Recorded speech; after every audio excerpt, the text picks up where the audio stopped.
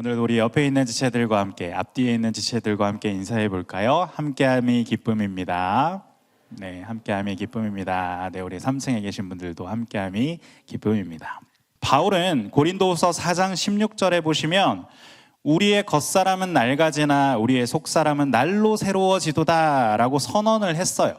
그런데 현대의 우리는 정확히 반대의 모습으로 살아가는 것 같다는 것이죠. 우리의 겉사람은 오히려 스펙업을 하고 운동을 하고 가꾸면서 날로 번지르르해져 가는 것 같은데, 정작 중요한 우리의 속사람은 낡아지고 썩어가고 구멍이 송송 뚫리고 있다는 것이죠. 겉은 멀쩡한데 속은 이렇게 골아있는 영적 골다공증에 빠져 있는 것이 오늘날 우리들의 모습이 아닌가 싶습니다. 오늘 본문은 바울이 에베소 교인들에게 이전까지 그들의 정체성이 무엇인지를 선포한 이후에 그들을 위해서 지금 기도하는 장면으로 시작하고 있는데요. 바울이 그들을 위해 무엇을 기도하고 있는지를 살펴보면 우리의 비어버린 내면을 무엇으로 채워야 할지를 발견하게 되는데요.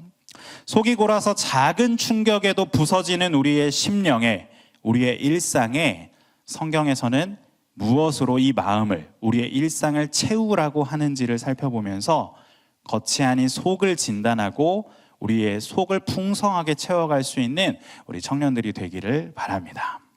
작은 충격에도 부서지는 우리의 이 일상 속에서 성경은 우리의 내면을 무엇으로 채우라고 말씀하고 계시는가? 작은 충격에도 부서지는 우리의 이 일상에서 성경은 이 비어버린 마음을 무엇으로 채우라고 말하고 있는가? 첫 번째는 세상의 스펙이 아닌 성령의 능력으로 우리의 코어를 단단하게 하라라고 말하고 있다는 것이죠. 여러분, 오늘 본문 속에 바울이 지금 이 편지를 쓰는 그 장소는 어디죠? 우리 계속해서 살펴보았기 때문에 알죠. 이 편지를 어디에서 쓰고 있었다고 했었죠? 어디예요? 그렇죠, 감옥입니다. 자, 감옥에서 그가 이렇게 편지를 쓰고 있어요. 그리고 그가 에베소 교인들에게 편지하면서 그들의 정체성에 대해 이야기한 후 그들을 위해 지금 기도를 한다면 어떤 말을 그들에게 힘있게 해줘야 할까요? 그들의 지금 상황과 환경과 어려움이 있었잖아요. 이방인으로서 배척당하고 사람들에게 벽이 쳐진 것 같은 그러한 상황 속에서 그들에게 어떻게 말해줘야 돼요? 여러분의 그 어렵고 힘든 상황, 핍박받고 차별받는 그 모든 상황들이 어떻게 되기를? 변하기를 바랍니다 라고 기도하는 것이 아무래도 그 상황상 맞는 것 같잖아요. 그게 가장 좋은 기도 같잖아요. 그런데 바울은 지금 그렇게 기도하지 않았어요. 어찌 보면 자기 자신도 마찬가지잖아요. 에베소 교인들에게 여러분의 그 어려운 상황이 변하기를 원합니다 라고 기도하는 것처럼 자기 상황도 지금 감옥에 있기 때문에 하나님께 간구할 때, 하나님께 기도할 때 주님 이 상황을 변화시켜 주십시오 하는 게 최고의 기도의 모습인 것 같은데, 그는 그의 기도의 첫 시작을 이렇게 말하고 있어요. 16절에서 바울은 이렇게 말합니다. 그의 영광의 풍성함을 따라 그의 성령으로 말미암아 너희 속사람을 능력으로 강건하게 하시오며. 아멘. 바울은 자신의 상황을, 그들의 상황을 바꾸어 달라는 기도를 하지 않아요. 상황이 문제가 아니기 때문입니다. 바울이 지금 이렇게 기도하는 것은 상황보다 무엇이 중요하다? 우리의 마음, 우리의 마음이 중요하다. 너희의 속사람이 중요하다라고 말하면서요, 너희의 속사람을 성령의 능력으로 강건케 하기를 나는 기도한다라고 그렇게 간구하고 있는 것이죠. 여러분, 이 오늘 16절에 나타나는 이 속사람이라는 표현은요, 신약에서도 바울만 독특하게 쓰는 표현입니다. 로마서 7장에서도 바울은 내 속사람으로는 하나님의 법을 즐거워하되 라고 말하고요. 고린도후서 4장 16절 너무 유명한 말씀이잖아요. 내 겉사람은 후패하지만 속사람은 날로 새로워진다 라고 그는 표현해요. 즉 속사람은 그리스도인의 마음, 심령을 의미하는 단어인 것이죠. 바울은 지금 그런 용도로 속사람이라는 표현을 쓰고 있다는 거예요. 이것을 우리가 그래서 가장 심플하게 표현하면, 바울의 지금 이 16절의 기도를 그냥 심플하게 표현하자면, 하나님, 성령의 능력으로 저들의 마음을 어떻게 해주십시오? 강건하게 해주십시오 라고 지금 기도하고 있는 거예요. 그들의 마음을 단단하게 해주십시오. 무엇으로? 성령으로. 성령으로 그들의 마음을 단단하게 해주세요 라고 지금 간구하고 있다는 것이죠. 오늘 바울의 이 기도는 우리가 해야 할 기도이기도 합니다. 이 혼란하고 어려운 세상 속에서 우리 또한 상황이 바뀌고 환경이 바뀌기를 기도하는 것이 아니라, 바라는 것이 아니라, 먼저 내 내면이 건강하기를 바라야 된다는 것이죠. 코어 근육이 아무것도 없는 사람이 막 남들 다 데드리프트 막 100, 200씩 막 뽑으니까 나도 막 저거 해봐야지 하고 그거 들어보겠다고 막 무리해서 운동하면 어떤 일이 벌어질까요? 어떤 일이 벌어질까요? 네, 디스크가 터져버릴 겁니다. 네, 문제가 발생할 수밖에 없어요. 디스크를 지지해주는 코어 근육을 채우지 않은 채 그저 겉모습만을 추구하고 바라보게 된다면 우리는 결국 그렇게 무너질 수밖에 없다는 것입니다. 그래서 포장을 멈추고 성령의 능력으로 단단한 내면의 코어를 길러가는 것, 이것이 우리에게 꼭 필요한 모습일 것입니다. 우리의 내면의 코어, 내 마음의 단단함을 키우는 시간은 단 한 시간도 갖지 않으면서 학벌이나 외모, 스펙업 같은 겉모습의 근육만을 비정상적으로 여러분이 키우고 있지는 않는지 점검해 보십시오. 이 외면의 스펙이나 포장은 결코 나를 지탱해 줄 수 없음을 기억해야 됩니다. 환난과 어려움, 실패와 낙심을 견딜 수 있는 것은 오직 성령이 채우시는 우리의 속사람의 코어 근육에서 나온다는 것이죠. 이 코어, 내 마음이 단단해지려면 이 성령의 능력을 간구해야 된다는 거죠. 기도해야 된다는 겁니다. 그래야 우리는 영적 골다공증에 빠지지 않는다는 것입니다. 두 번째로 우리의 내면을 무엇으로 채우라고 성경은 말할까요? 두 번째로 세상의 평가가 아니라 그리스도의 십자가 사랑에 깊은 뿌리를 내리라고 오늘 바울은 우리에게 우리의 내면을 채우는 방법에 대해 말하고 있습니다. 세상의 평가가 아닌 그리스도의 십자가의 뿌리를 내리라라고 기도하고 있다는 것이죠. 바울이 17절과 18절에 이어서 이렇게 기도하고 있는데요. 제가 읽어드리겠습니다. 믿음으로 말미암아 그리스도께서 너희 마음에 계시게 하시옵고 너희가 사랑 가운데 뿌리가 박히고 터가 굳어져서 능히 모든 성도와 함께 지식에 넘치는 그리스도의 사랑을 알고 라고 그는 기도하고 있습니다. 그는 에베소 교회 성도들이 이 사랑 가운데서 뿌리가 박히고 터가 굳어지기를 간구하고 있습니다. 우리가 칼슘을 열심히 먹으면 골밀도가 차오르는 것처럼 내 영혼의 뿌리가 어디에 닿아 있는지를 알고 그 뿌리를 통해 영양분을 공급받으면 성장하면 우리도 단단해질 수 있다는 것이죠. 우리의 영혼의 뿌리가 어디에 닿아 있는지를 아는 것, 우리의 마음의 성장에 굉장히 중요하다는 것입니다. 바울은 골로새서 2장 6절에서 7절에서도 이 이미지를 사용하여서 그들에게 세워지라 라고 권면을 하고 있는데요. 골로새서 6장 6절에서 7절 말씀에 이렇게 기록되어 있습니다. 우리 한번 같이 읽어볼까요? 시작. 그러므로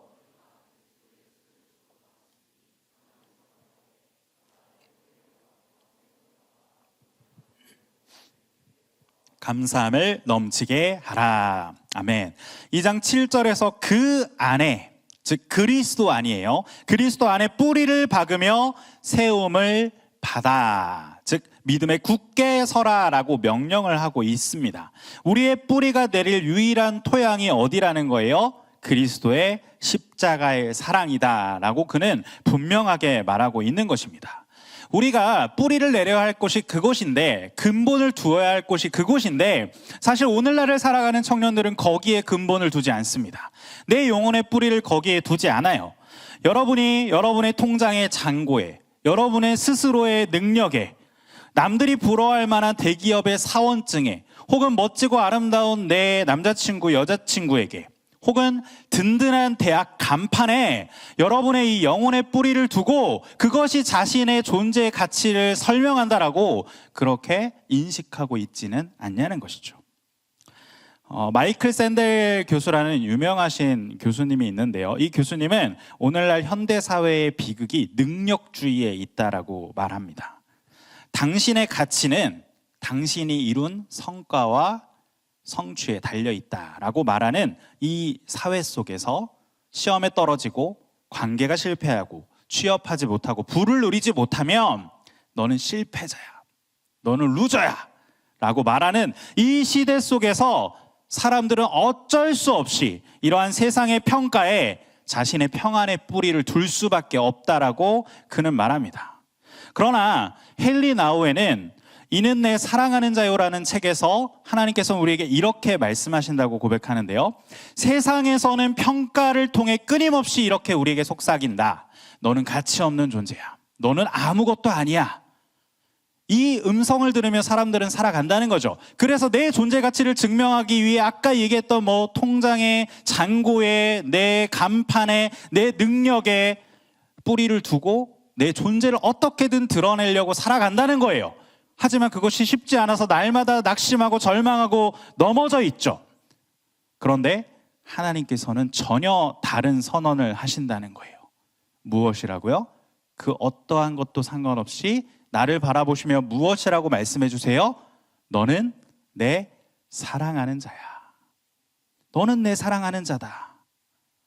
그렇게 주님은 우리를 평가하신다는 겁니다. 내 존재를 그렇게 바라봐 주신다는 거예요. 여러분 스스로가 세상의 가치와 평가에 뿌리를 두게 되면, 여러분이 뿌리를 두고 있는 그것이 흔들리면, 그것이 넘어지면, 그것이 사라지면 여러분의 존재 가치 자체가 뿌리 뽑혀 나가는 것 같은 어려움을 겪게 될 수밖에 없지만, 우리가 가진 이 복음은, 예수 그리스도의 이 십자가는 이 능력주의의 세상의 평가를 정면으로 박살냅니다. 우리의 정체성은 나의 성취에 있지 않다라고 말하거든요. 우리가 앞에서 계속해서 살펴보았던 것처럼, 여러분 로마서 5장 8절의 말씀처럼 우리가 아직 죄인 되었을 때 그리스도께서 우리를 위하여 죽으심으로 하나님께서 우리에 대한 자기의 사랑을 어떻게 하셨다? 확증하셨다라고 말합니다. 저 표현대로 우리가 아직 무엇이었을 때?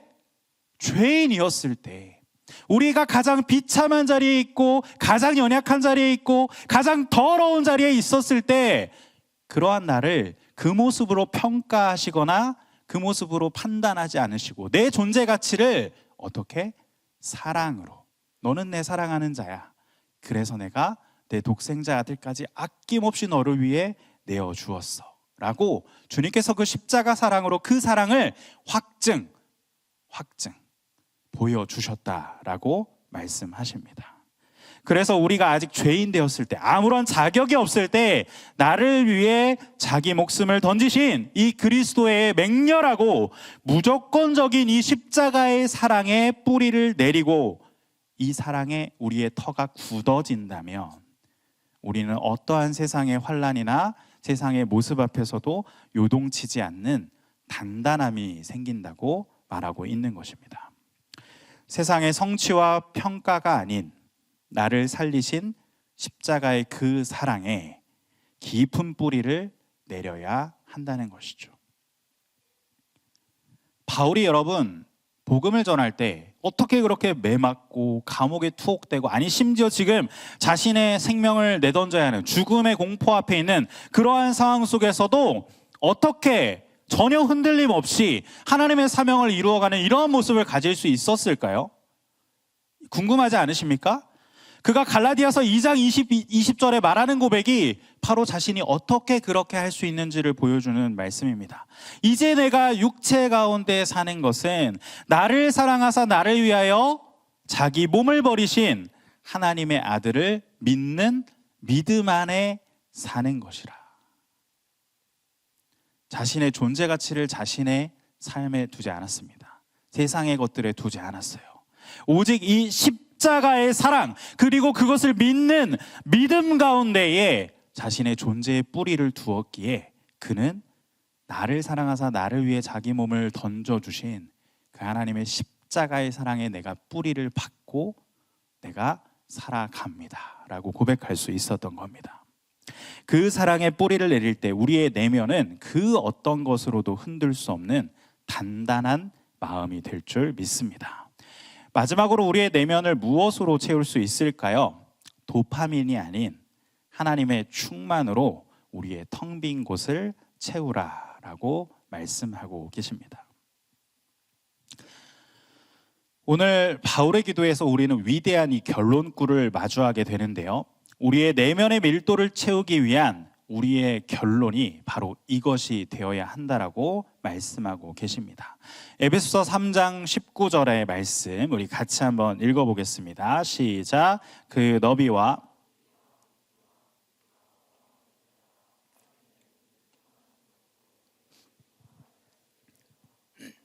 우리가 그 하나님 자체로 하나님을 바라는 것으로 하나님의 말씀을 알아가는 것으로 그 하나님 자체를 간절히 구함으로 그분에 갈급하게 될 때에 그분의 요소가 나의 삶마다 내 생각 하나하나마다 충만하여질 때 우리의 내면이 가득 넘치게 될 것이라고 말하고 있는 것입니다. 그 너비와 깊이와 높이와 깊이 이것은 모든 것을 뜻하는 거거든요. 우리가 하나님의 그 모든 것을 알아가기 위해 갈급해하고 간구하고 궁극적으로 그분만으로 내 모든 것을 채우면 우리의 심령이 충만하게 된다라고 바울은 이야기하고 있습니다. 그런데 우리는 어때요? 우리의 마음속에 있는 이 빈 공간, 이 공허들을 무엇으로 채우려고 하죠? 세상의 즐거움으로 채우려 합니다. 세상의 위안으로 채우려 한다는 것이죠. 세상의 것들을 가지고 와서 우리의 허전함을 메우려 한다는 거예요. 이스라엘 백성들도 그러한 실패를 경험하지 않았습니까? 우리 이 청년부 분들은 리마인드 해보시면 좋을 텐데 예레미야 2장에 보시면 우리의 약함이 적나라하게 드러납니다.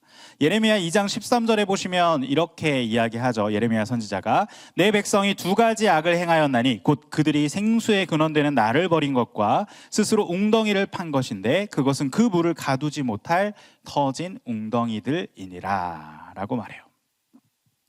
우리의 이 빈 곳, 우리의 영혼의 공허를 충만하게 하시고 채워주실 하나님은 저 멀리 둔 채 신경 쓰지도 않은 채 결코 채울 수 없는 이 터진 웅덩이 가운데 세상의 것들을 가지고 와서 이것저것 채우면서 여전히 공허해하고 여전히 힘겨워하는 그러한 삶을 살아가고 있지는 않냐는 것이죠. 수학자였던 파스칼은 이런 말을 했어요. 인간에게는 그 무엇으로도 채울 수 없는 영혼의 공허가 있다고, 빈 공간이 있다라고 말했는데요. 그것은 세상의 어떤 것으로도 채울 수 없어요. 오직 우리를 창조하신 하나님만으로 그 공간을 채울 수 있다라고 이야기해요. 그런데 우리는 이것을 오늘날 쾌락으로, 오늘날의 표현으로 하기를 도파민으로 채우려고 한다는 것이죠. 스탠포드 의대 교수인 애나 렘키라는 분이 도파미네이션이라는 책을 썼는데 그 책에 사람들이 이 텅 빈 마음과 공허 그리고 그로부터 오는 고통을 회피하기 위해서 끊임없이 쾌락, 즉 도파민을 찾고 있다라고 말하는데요. 우리도 마찬가지죠. 뭔가 일을 열심히 하고 왔어. 공부를 열심히 하고 집에 딱 도착했는데 너무 마음이 허해요. 공허해요. 뭔가가 아쉬워요. 그래서 여러분 어떻게 해요? 딱 씻고 침대에 누워서 열심히 릴스를 봅니다. 채워지지 않는 공허를 어떻게든 채워보려고 잠깐의 그 도파민에 내 뇌를 맡겨버려요. 내 마음을 맡겨버립니다. 그런데 여러분 그렇게 의미 없이 릴스를 몇 시간 넘긴다고 해서 여러분의 공허가 채워지던가요?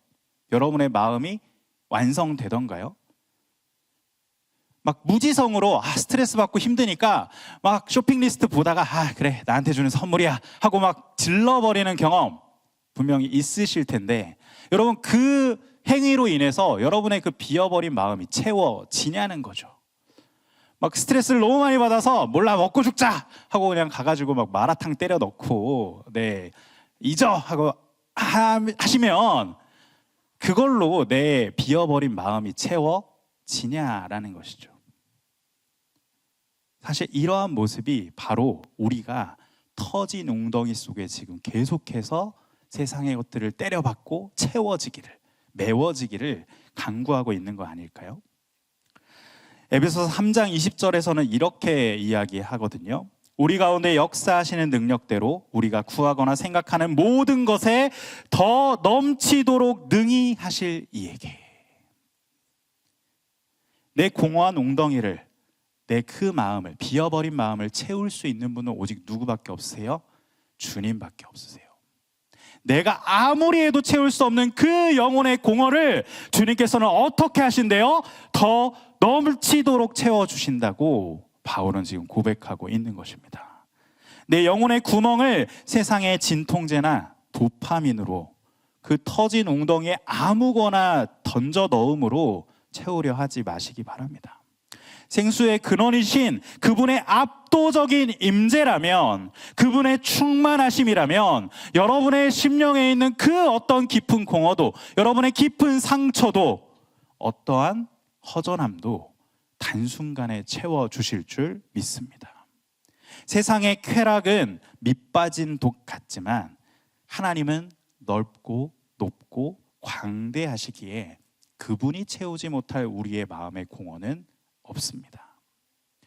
찰나의 도파민을 끊어내고 내 영혼의 공허를 하나님의 충만으로 채워나가시는 우리 청년들이 되기를 바랍니다.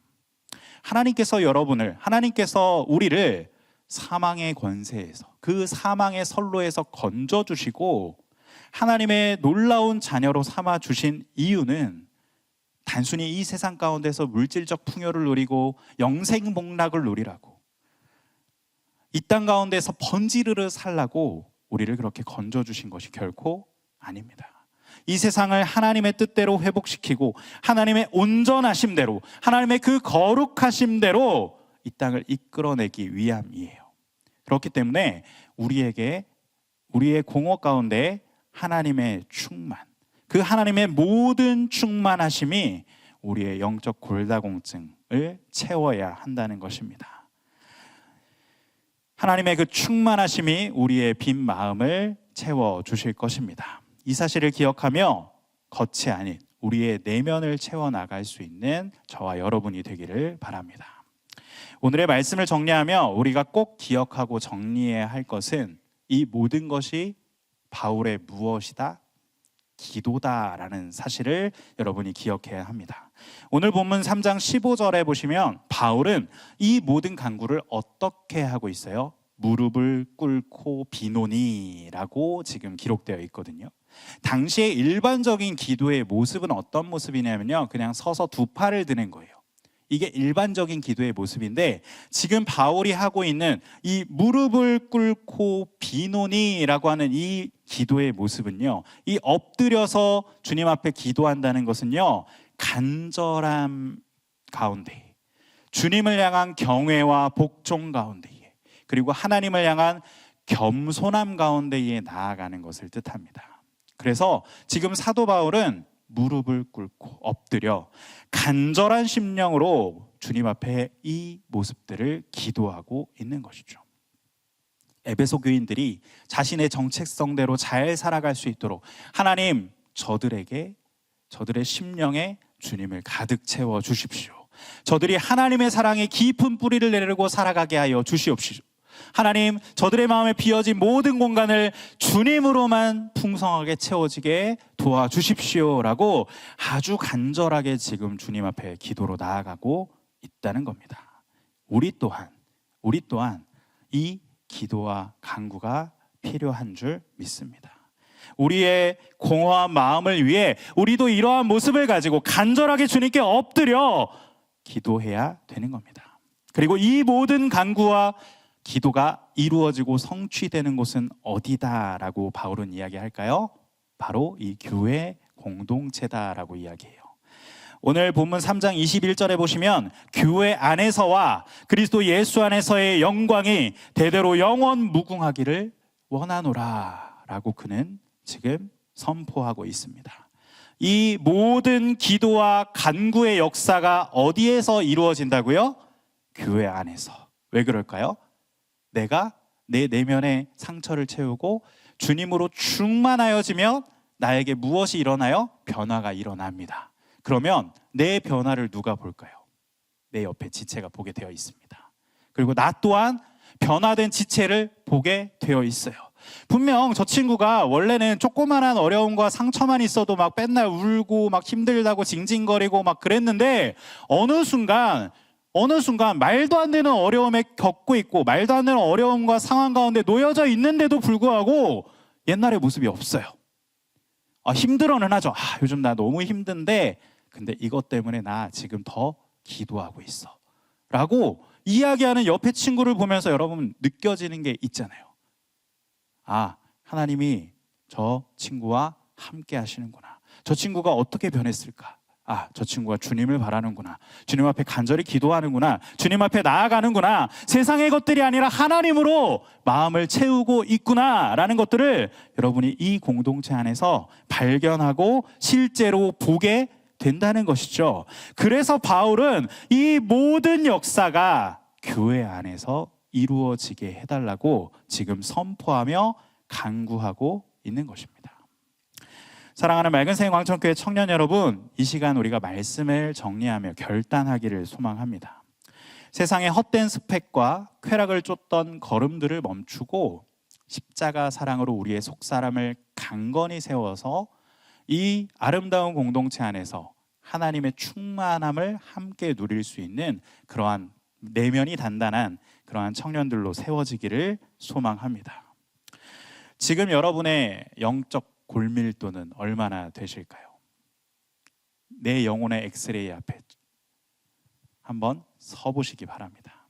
남들 앞에서는 괜찮은 척 그렇게 웃음 짓지만 홀로 남겨진 방 안에서 여러분의 마음이 무너져 내리고 있다면 그것은 여러분이 못나서가 아니라 여러분이 채워야 할 그곳을 터진 웅덩이와 같이 내버려 두고 세상의 것들로 채우고 있었기 때문이에요.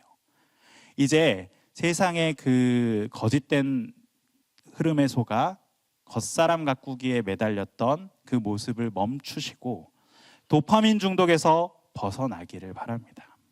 이번 주에 잠들기 전 여러분 10분이라도 정말 무조건 스마트폰 끄고 내 영혼에 구멍이 뚫려 있음을 하나님 앞에 정직하게 인정하며 주님 앞에 간절히 기도하는 시간을 여러분이 가질 수 있기를 바랍니다.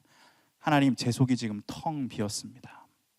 하나님, 내가 다른 사람들의 평가 한마디에도 모든 것이 무너져버리고 절망하게 되는 연약한 모습입니다.